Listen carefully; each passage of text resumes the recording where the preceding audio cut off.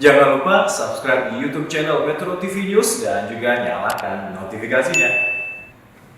Gerakan nasional untuk membayar zakat, infak, sodakoh, dan wakaf terus digencarkan di Indonesia. Potensinya sangat besar, namun belum maksimal digarap, terutama untuk zakat dan wakaf. Karena itu sejumlah terobosan pun diambil untuk meningkatkan penerimaan dan memperluas penyalurannya bagi yang berhak. Apa saja terobosan-terobosan tersebut? Kita akan membahasnya lebih dalam pada malam hari ini bersama sejumlah narasumber.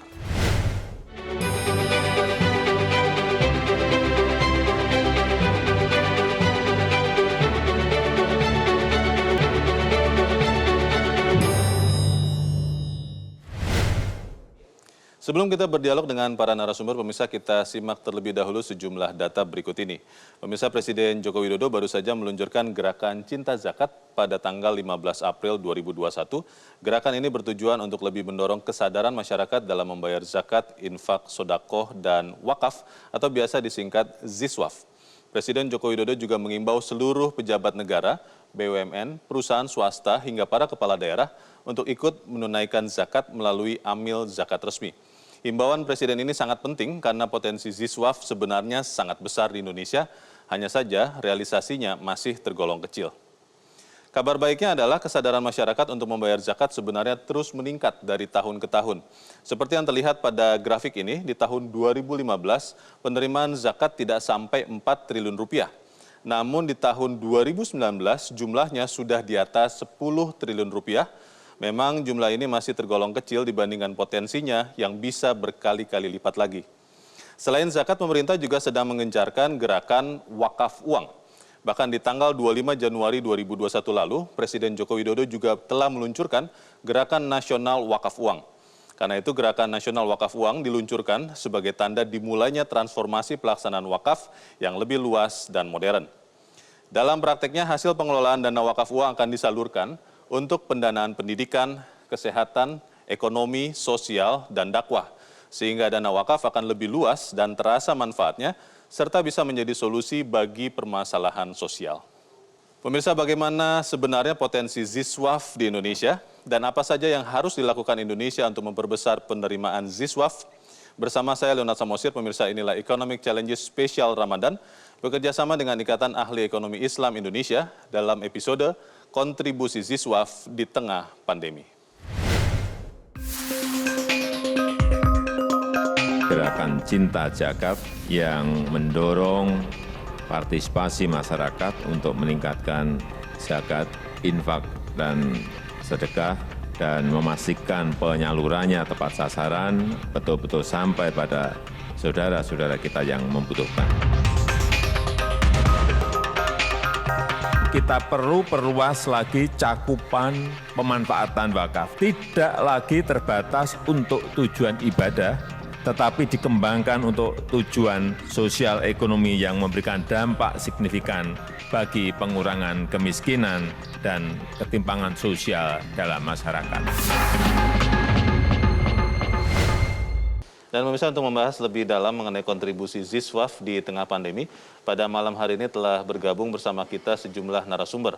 Di studio telah hadir Dirjen Bimas Islam Kementerian Agama Kamarudin Amin, Direktur Eksekutif Komite Nasional Ekonomi dan Keuangan Syariah atau KNEKS Vencera Harjo, dan juga Wakil Ketua Umum Ikatan Ahli Ekonomi Islam Indonesia, Irfan Syauqi. Bapak-bapak, selamat malam. Assalamualaikum. Waalaikumsalam warahmatullahi wabarakatuh. Dan pemirsa juga telah bergabung bersama kita lewat sambungan Zoom, Ketua Badan Wakaf Indonesia, Muhammad Nuh. Pak Nuh, selamat malam. Assalamualaikum, Pak. Waalaikumsalam, selamat malam semuanya. Pak Tio, Pak Ece, Pak Kamar, Mas Irfan. Ya, dan pemirsa juga telah bergabung bersama kita malam ini, teman-teman mahasiswa melalui sambungan Zoom. Selamat malam, teman-teman. Dan pemirsa, kita akan memulai perbincangan kita malam ini. Mas Irfan, sebenarnya kalau melihat tren ya, kesadaran umat dalam membayar ZISWAF, kita sebut begitu, bagaimana trennya dari tahun ke tahun, dan kalau misalnya masih belum begitu banyak yang juga mau membayarkannya, apa yang harus dilakukan untuk menggencarkannya? Melihat tren, terutama dalam 5 tahun terakhir, pengumpulan ZISWAF ini mengalami peningkatan yang cukup signifikan. Misalnya di 2015 pengumpulan zakat itu kan belum sampai 4 triliun. Nah, kemudian di tahun 2020 sudah lebih dari 10 triliun. Jadi artinya ini menunjukkan bahwa animo masyarakat dan kesadaran masyarakat untuk menyalurkan zakat melalui lembaga itu mengalami peningkatan dari waktu ke waktu, meskipun pada sisi yang lain angka penyaluran zakat yang tidak melalui lembaga juga mengalami peningkatan. Gitu. Jadi ini yang saya kira memang di satu sisi kesadaran berbagi terus meningkat, sekaligus mengkonfirmasi bahwa kita masyarakat yang sangat dermawan. Tapi di sisi lain memang kita perlu penguatan-penguatan dari sisi kelembagaan agar semangat berbagi ini kemudian bisa dikonsolidasikan melalui sistem kelembagaan zakat yang efektif. Begitu. Baik, saya ingin ke Pak Nuh. Pak Nuh, dengan semakin besarnya pengumpulan dana keuangan sosial Islam, Ziswaf terus bertambah. Program apa saja Pak yang sebetulnya bisa dikerjakan untuk kesejahteraan umat, terlebih saat ini kita masih di tengah-tengah pandemi COVID-19, Pak Nuh? Sebelum masuk ke situ, Mas Leo, Iya Pak. saya kira program yang harus kita kembangkan itu yang pertama, meningkatkan literasi masyarakat. Yaitu bagaimana masyarakat paham betul tentang Ziswaf dan turunannya. Dari situ dia baru bisa memahami, tetapi belum cukup. Harus dinaikkan, naik ke tingkat menyadari. Meskipun sudah tahu dan paham, tapi kalau belum sadar, dia belum bisa mengeksekusi. Oleh karena itu, setelah menyadari baru melaksanakan. Dan yang terakhir yaitu melestarikan. Nah, untuk apa kalau sudah terkumpul? Itu yang menjadi pertanyaan yang mendasar. Ya, jadi berbeda antara mengumpulkan zakat dengan mengumpulkan yang namanya wakaf. Kalau zakat itu langsung begitu menerima bisa didistribusikan ke 8 asnaf itu. Tetapi kalau wakaf justru ada effort tersendiri. Karena harta wakafnya tidak bisa langsung dibagikan. Tapi harus diolah dengan baik. Nah, hasilnya itulah yang bisa dimanfaatkan untuk kepentingan umum. Sehingga dari situ, Mas Leo, ada 2 variabel penting. Yaitu kemampuan para pengelola dalam hal ini baik itu amil maupun nazir, itu harus cakap betul khususnya di perwakapan dan harus mengikuti good wakaf governance, tata kelola wakaf yang baik maupun tata kelola zakat yang baik. Dari situ akan muncul yang namanya public trust. Begitu publik ini percaya betul, maka orang akan berbondong-bondong. Ini yang sekarang kita lakukan. Baik, terima kasih Pak Nuh. Pak Vence, tadi Pak Nuh sudah sempat sebut juga literasi. Dan kalau kita melihat mungkin saat ini lebih banyak literasi tentang Ziswaf itu lebih banyak lewat ceramah. Padahal kalau kita lihat tren sekarang, terutama anak-anak muda, itu menggunakan apapun digital, Pak. Apakah kita bisa juga menggunakan serba digital media sosial ini untuk meningkatkan literasi tentang Ziswaf supaya kemudian kita semakin sadar untuk menunaikan kewajiban ini, Pak? Betul sekali, saya kira literasi mengenai zakat, infak, sedekah, wakaf melalui sarana digital itu sekarang sudah menjadi satu keharusan dan juga memang sudah menjadi sesuatu yang memang dikerjakan oleh kawan-kawan semuanya ini. Kita mulai misalnya beberapa layanan mengenai payment system itu juga menyediakan sarana-sarana untuk pembayaran zakat, pembayaran wakaf. Kemudian juga kita lihat beberapa marketplace ya Pak. Marketplace itu juga menyediakan ruang-ruang untuk pembayaran zakat, untuk juga penyalurannya. Dan bahkan wakaf juga demikian. 2 hari yang akan datang kita akan membuka juga satu marketplace menyediakan kegiatan untuk wakaf uang. Ini juga terus bergerak Dan beberapa platform juga sekarang diselenggarakan oleh perbankan. Oke. Ya, jadi ada bank-bank yang menyelenggarakan platform-platform untuk wakaf uang. Ya, Kita tahu ada 2 bank swasta, ada 1 bank pemerintah, bank syariah ya menyelenggarakan ini. Jadi ini sesuatu yang menurut saya sangat baik untuk membuat keikutsertaan tadi ya, literasi dan kemudian juga tadi keinginan dan kemudian ikut serta ke dalam kegiatan zakat maupun kegiatan wakaf melalui platform-platform digital. Oke, cara yang sudah modern ini Pak Kamar diharapkan bisa memperbanyak kesadaran masyarakat untuk membayarkan ZISWAF. Tapi pertanyaannya begini Pak, ketika kita masih di tengah pandemi, ekonomi banyak masyarakat itu tertekan begitu rupa, ini diyakini bahwa pengumpulan dana ZISWAF bisa juga untuk memulihkan kembali ekonomi. Bagaimana ini bisa dijelaskan kepada masyarakat supaya kemudian juga misi sosial ini menjadi motif untuk membayarkan ZISWAF itu Pak Kamar?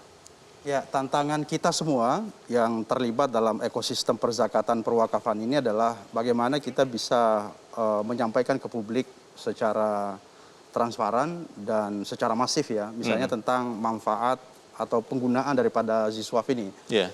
Nah, oleh karena itu misalnya Basnas di seluruh Indonesia, Laslas di seluruh Indonesia, BWI di seluruh Indonesia, dan juga lembaga-lembaga lain yang terlibat di dalamnya harus mampu menyampaikan kepada masyarakat secara terbuka. Karena sesungguhnya misalnya Basnas dan Las kita itu sudah melakukan banyak sekali. Karena tugas mereka itu, tugas Basnas itu kan bukan hanya mendistribusikan, bukan hanya mengumpulkan, tapi juga mendistribusikan, bahkan memberdayakan. Nah, best practices yang sudah dilakukan di berbagai tempat, kegiatan-kegiatan yang membantu masyarakat mengentaskan kemiskinan, itu harus dipublikasi secara masif. Ini tantangan kita, supaya masyarakat itu bisa melihat manfaat. Jadi karena tantangan kita itu kan bagaimana menarik partisipasi masyarakat sebenarnya. Betul. Nah, masyarakat itu akan berpartisipasi jika melihat secara real apa sih yang dilakukan oleh lembaga-lembaga perzakatan ini. Nah, itu sudah dilakukan sangat banyak sekali. Ratusan miliar yang sudah digelontorkan dan sudah menyentuh puluhan juta masyarakat yang penerima manfaat dari ZISWAF ini sesungguhnya. Nah, tantangan kita adalah bagaimana mendiseminasikan informasi ini, menyampaikannya kepada publik secara masif agar masyarakat tahu manfaat daripada ZISWAF itu. Akuntabilitas, transparansi itu penting, tapi juga yang menjadi pertanyaan kita adalah bagaimana kita bisa memaksimalkan manfaat ZISWAF ini. Tapi kita harus jeda dulu Bapak-Bapak dan pemirsa, tetap bersama kami. Economic Challenges spesial Ramadan kami lanjutkan sesaat lagi.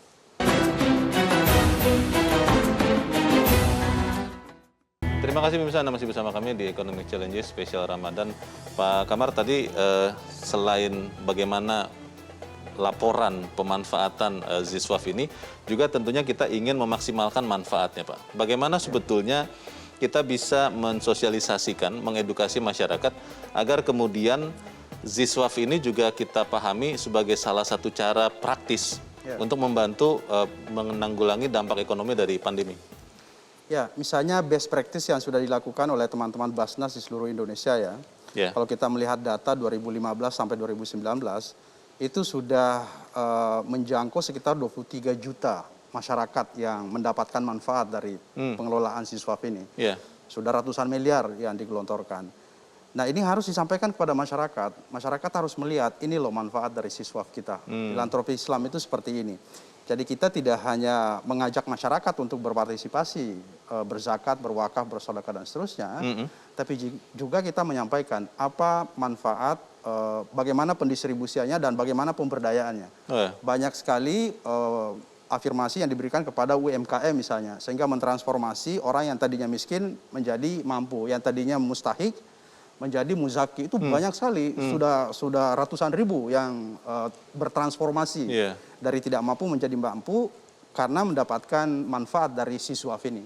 Nah, ini yang harus utamakan, ini yang harus terus-menerus disampaikan kepada masyarakat dengan informasi secara digital misalnya, atau berbagai instrumen komunikasi yang harus kita gunakan. Baik, Pak Fence, sependapat tidak Pak dengan orang yang mengatakan bahwa ZISWAF itu ikut serta membangun sistem ekonomi berkeadilan? Karena tadi Pak Kamar sudah sebutkan bahwa ada transformasi kondisi ekonomi seseorang, dan kemudian juga ada semacam redistribusi aset dari yang lebih mampu kepada yang kurang mampu. Bagaimana Pak Fence?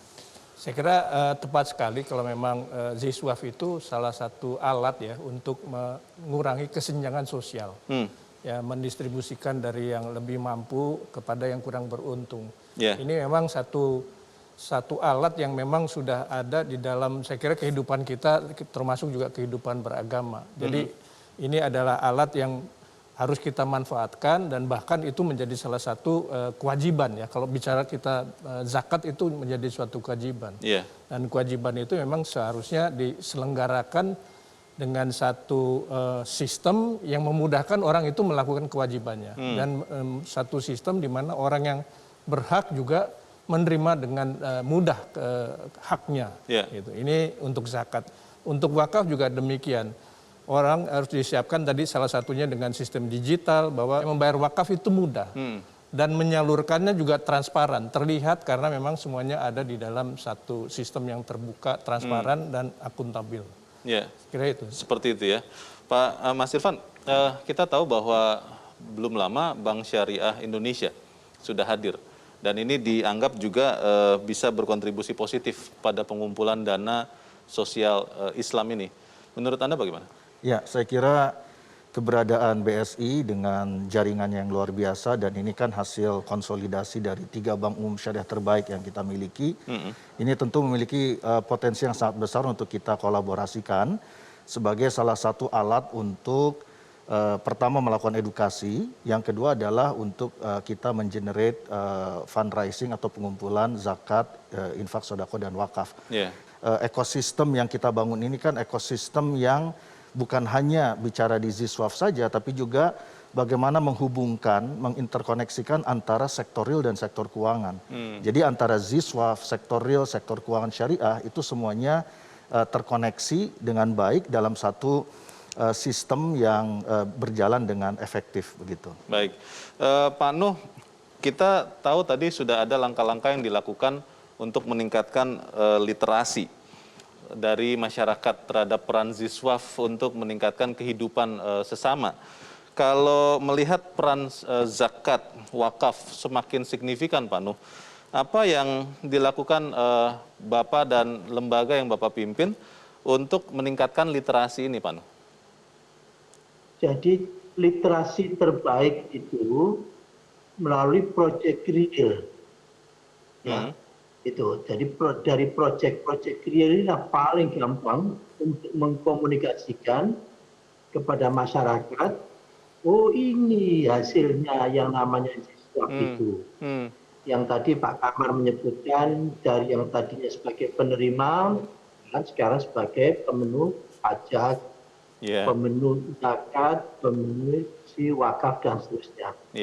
Sehingga kreasi dari para pengelola Ziswaf itu menjadi sangat-sangat mahal, sangat penting. Jadi tidak sekedar menerima 100, terus disalurkan 100. Itu sih tidak pakai mikir, bisa itu. Tetapi justru gimana caranya yang namanya 100 tadi yang diterima oleh dari wakif jadi itu bisa diolah menjadi sekian ratus dan tidak selesai. Bergulir terus. Kalau setiap pasang pengantin atau calon pengantin yang biasanya dia ikatan janji keabadian itu disimbolkan itu dengan gembok cinta atau dengan simbol-simbol yang lain, bisa dibayangkan kalau mereka itu kita sentuh dengan nilai perwakafan sebagai simbol dari keabadian, sehingga siapapun yang mau menikah dia berwakaf, taruhlah hanya Rp10.000 saja, sehingga menjadi 20.000 orang tua itu dikalikan dengan setiap tahun data yang ada di Bank Kamarudin itu 2 juta, maka ketemu 40 miliar.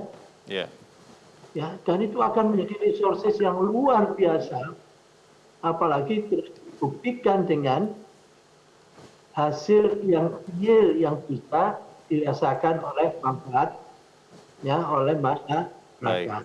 Baik. Menarik sekali Pak Kamar, Pak Nuh barusan mengatakan pandemi ini kesempatan justru. Dan kalau bicara soal zakat, Pak, disebut-sebut ini adalah alternatif untuk kemudian juga membantu memberikan pekerjaan. Karena pandemi ini juga membuat banyak orang kehilangan pekerjaan. Persisnya seperti apa itu bisa dilakukan, Pak Kamar? Ya, kita lihat pengalaman empiris yang telah dilakukan di Basnas ya. Selama pandemi ini, Basnas punya program misalnya disebut dengan bantuan untuk darurat kesehatan, ada juga bantuan untuk darurat sosial ekonomi begitu. Nah, darurat kesehatan ini misalnya Basnas telah memberikan bantuan sejumlah hal kepada masyarakat terkait dengan alat-alat kesehatan, terkait dengan hand sanitizer, terkait dengan APD dan segala hal yang terkait dengan kesehatan. Nah, bantuan sosial ekonomi juga Basnas sebenarnya telah memberikan bantuan untuk langsung tunai dan juga bantuan-bantuan kepada masyarakat dan juga ada pemberdayaan ekonomi umat sesungguhnya. Jadi membantu UMKM. Itu tadi yang saya sampaikan telah mentransformasi banyak sekali masyarakat yang tadinya mustahik menjadi muzaki gitu karena telah dibantu oleh Basnas dan las-las kita. Nah, inilah yang sesungguhnya pengalaman baik ini yang harus kita replikasi, harus kita eskalasi agar menjadi instrumen untuk pengentasan kemiskinan di Indonesia. Jadi sekali lagi bahwa kalau kita lihat data yang ada di Basnas, sesungguhnya kontribusi Siswap ini sudah sangat fundamental ya dalam dalam menangani kemiskinan di Indonesia dan juga dalam membantu masyarakat kita menghadapi COVID-19 ini. Baik, tadi sudah sempat disebut oleh Pak Nuh kalau pengantin mengumpulkan sejumlah uang untuk wakaf. Ada istilah yang disebut dengan wakaf uang. Itu nanti akan kita bahas di bagian berikut Bapak-Bapak dan pemirsa tetap bersama kami. Economic Challenges Spesial Ramadan kami lanjutkan sesaat lagi.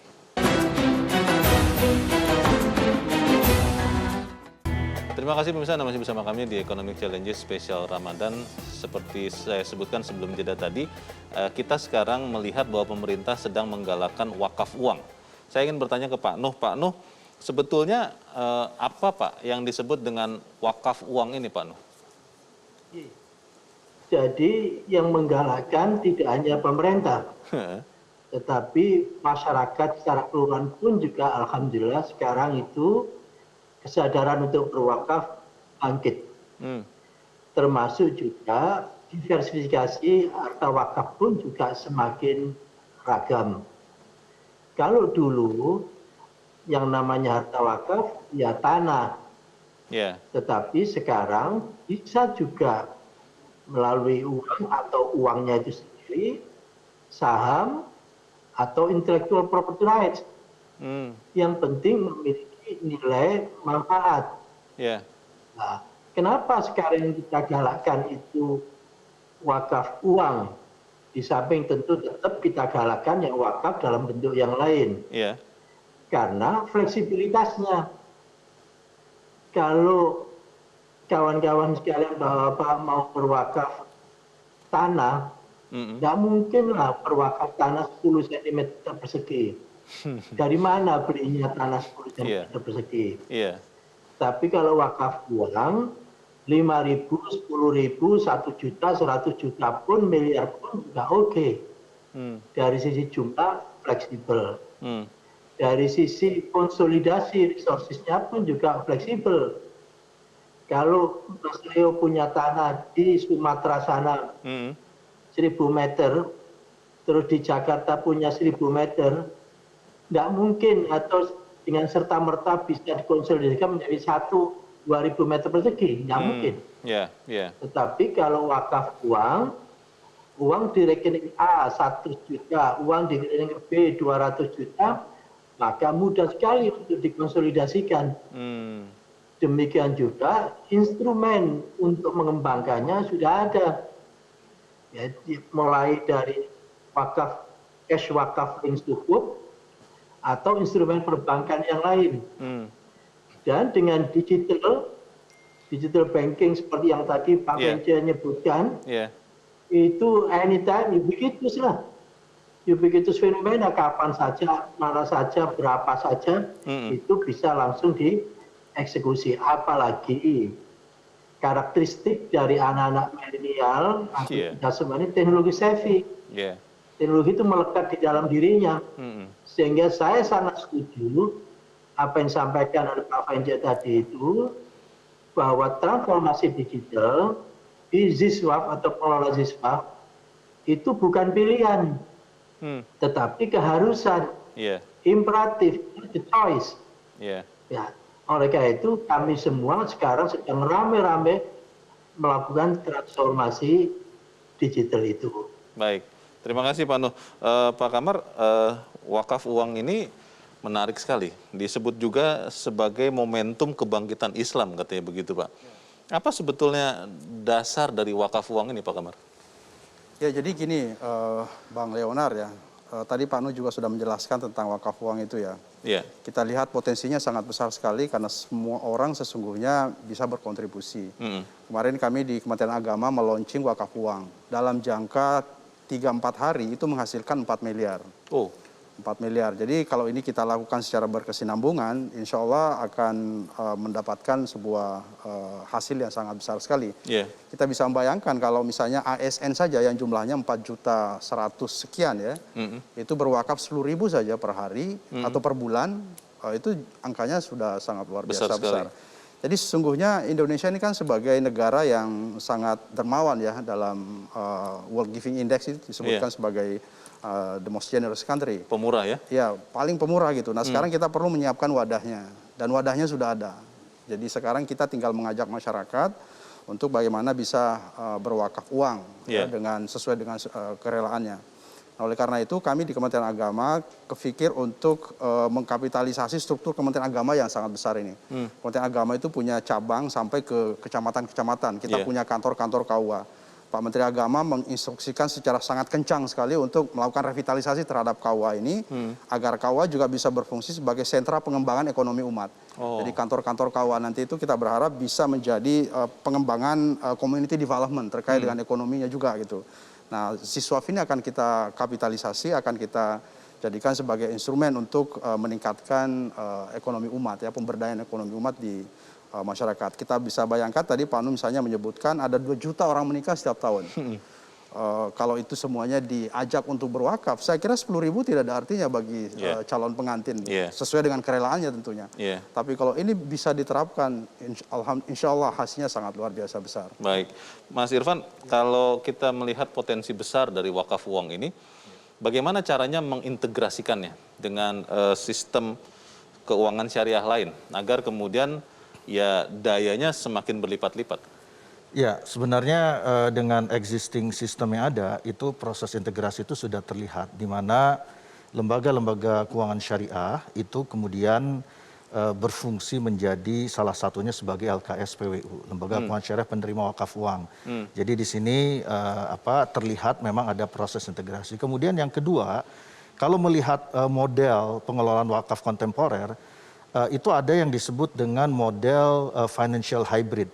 Jadi artinya kita melihat ada banyak produk yang mengkombinasikan antara keuangan sosial syariah yaitu wakaf, ya, terutama wakaf uang, dengan produk keuangan syariah yang komersial. Nah, dalam konteks Indonesia, antara lain yang sudah muncul misalnya integrasi antara wakaf dengan asuransi. Kita mendengar ada istilah wakaf polis asuransi. Kemudian tadi yang sempat disinggung Pak Nuh, yaitu integrasi antara wakaf dengan sukuk. Ya, kita punya produk cash wakaf link sukuk yang saya kira itu implikasinya sangat luar biasa. Apalagi sekarang masih dalam penawaran nih untuk sukuk wakaf yang retail. Artinya ini membuka ruang kepada masyarakat, ya, kepada individu untuk bisa mewakafkan uang, yang uangnya itu nanti digunakan untuk proyek strategis keumatan dan kebangsaan, yang kemudian nanti imbal hasilnya bisa digunakan untuk program-program sosial untuk membantu para mauquf alaih, penerima manfaat yang mayoritas adalah atau sasaran utamanya kaum duafa. Jadi proses integrasi ini sebenarnya sudah sangat luar biasa dan dari sisi model juga sudah sangat sophisticated, jadi sudah sangat keren. Kemudian juga dari sisi fasilitasi teknologi juga sekarang sudah sangat berkembang, sehingga memang yang dibutuhkan adalah adanya edukasi yang masif dan dorongan supaya masyarakat lebih engage. Dia keterlibatan untuk mau berpartisipasi, kemudian mau merasakan nikmatnya, indahnya menjadi wakif. Ya. Nah, ini yang menurut saya harus terus kita komunikasikan, sambil di sisi lain para praktisi, ya, lembaga naziri juga harus memberikan bukti program-program. Karena efek visualisasi itu luar biasa terhadap persepsi dan itu akan mempengaruhi kepercayaan. Nah, jadi di sini menurut saya yang harus kita terus dorong. Nah, Indonesia itu merupakan contoh saya kira dinamika dari situasi ini begitu. Baik. Mengenai tata kelola, akuntabilitas itu juga sesuatu yang penting, tapi kita akan bahas selepas jeda Bapak-Bapak, dan pemirsa tetap bersama kami. Economic Challenges Spesial Ramadan akan kami lanjutkan sesaat lagi.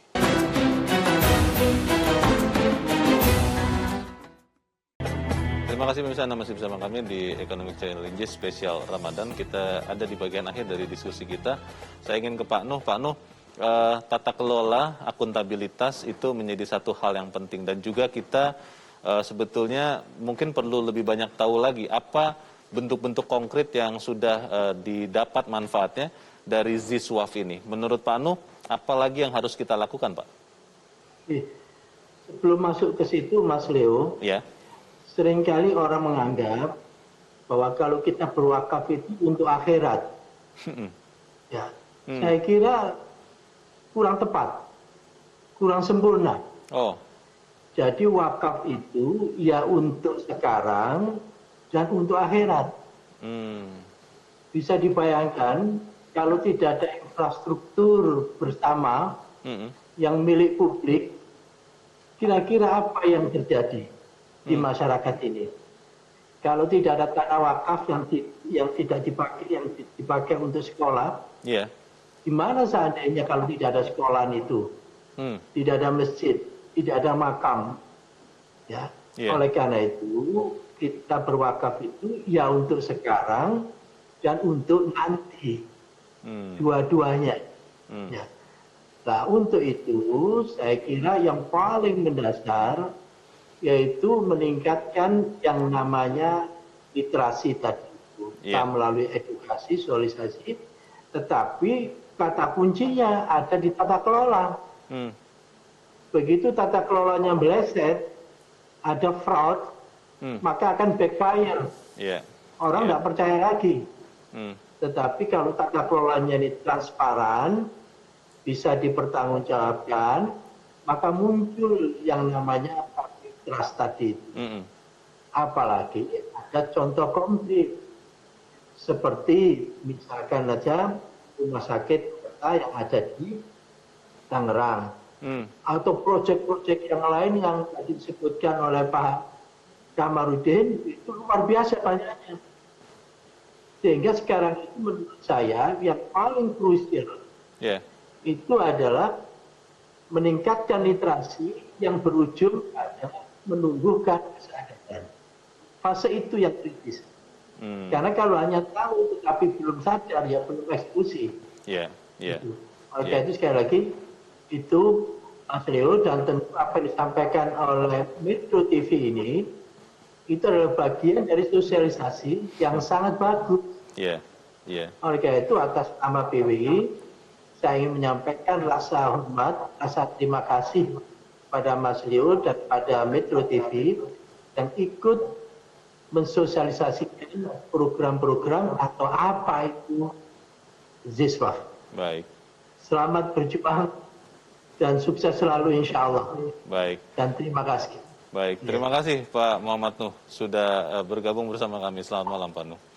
Mas Irfan, kalau bicara soal tata kelola, trust, kepercayaan, apalagi yang harus kita lakukan untuk kemudian ZISWAF itu potensi tidak berhenti di potensi, tapi makin meningkat lagi. Bagaimana, Mas? Ya, jadi ada beberapa hal ya. Pertama, kita juga harus bisa membuktikan secara empiris adanya perubahan dengan sebab adanya program-program ZISWAF. Karena itu, dalam konteks ini, keberadaan kajian-kajian strategis yang bisa membuktikan berapa persen angka kemiskinan mustahik bisa dikurangi, berapa persen tingkat kesejahteraan mauquf alaih bisa ditingkatkan. Nah, ini perlu untuk ditingkatkan. Karena studi-studi ini akan memberikan satu implikasi empirik yang tidak diragukan lagi secara ilmiah bahwa memang perubahan itu terlihat nyata.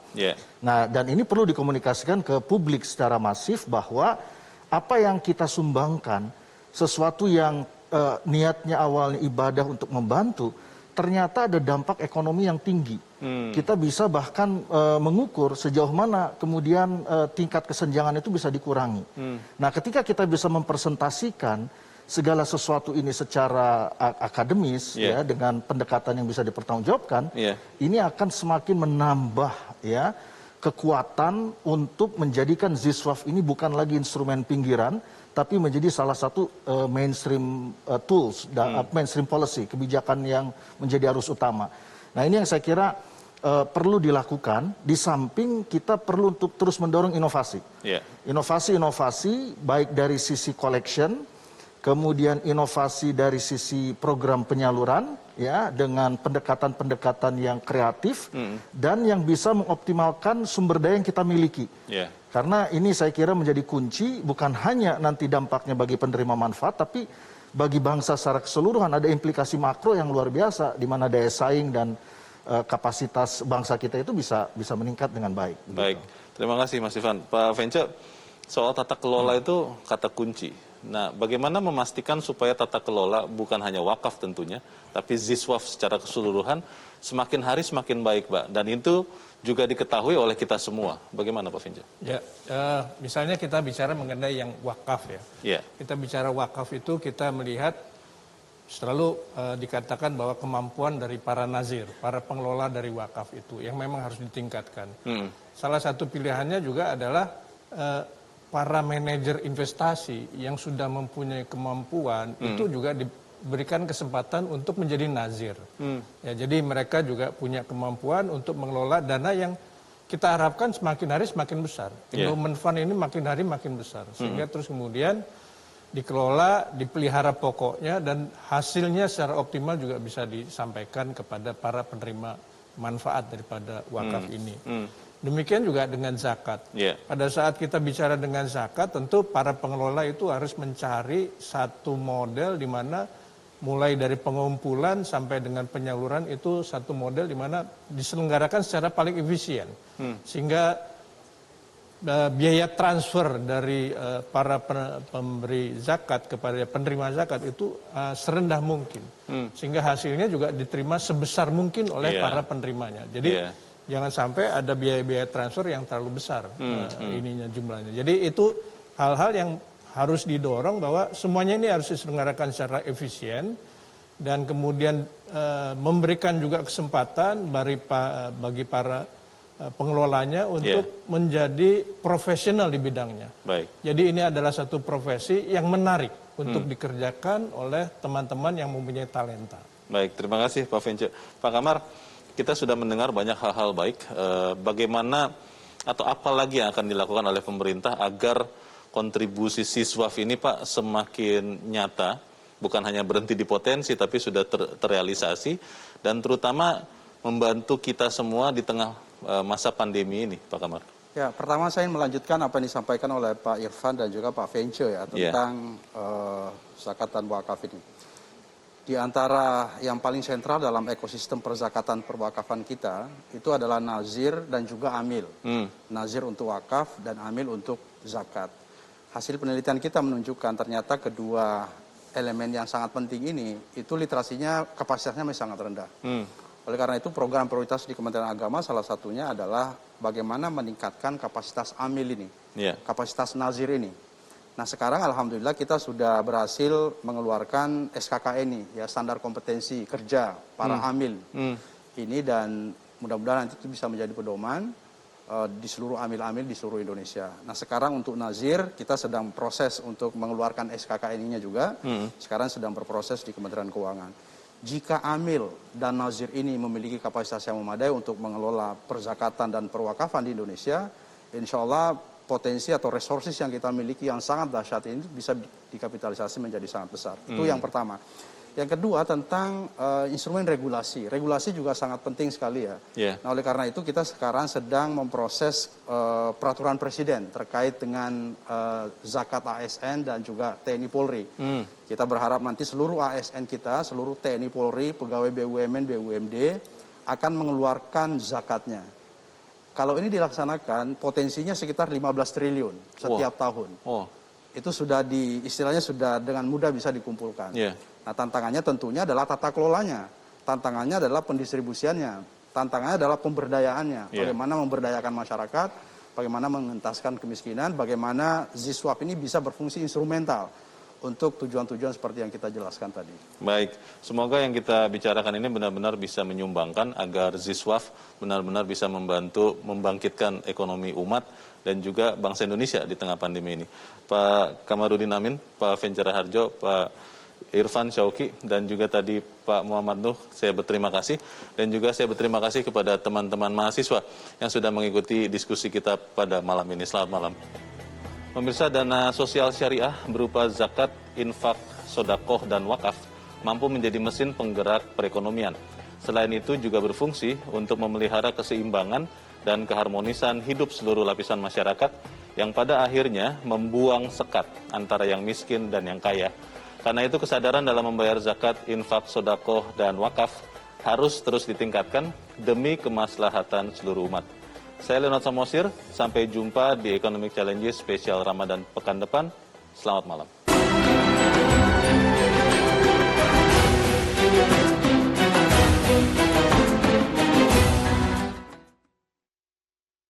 Dipersembahkan oleh Metro TV.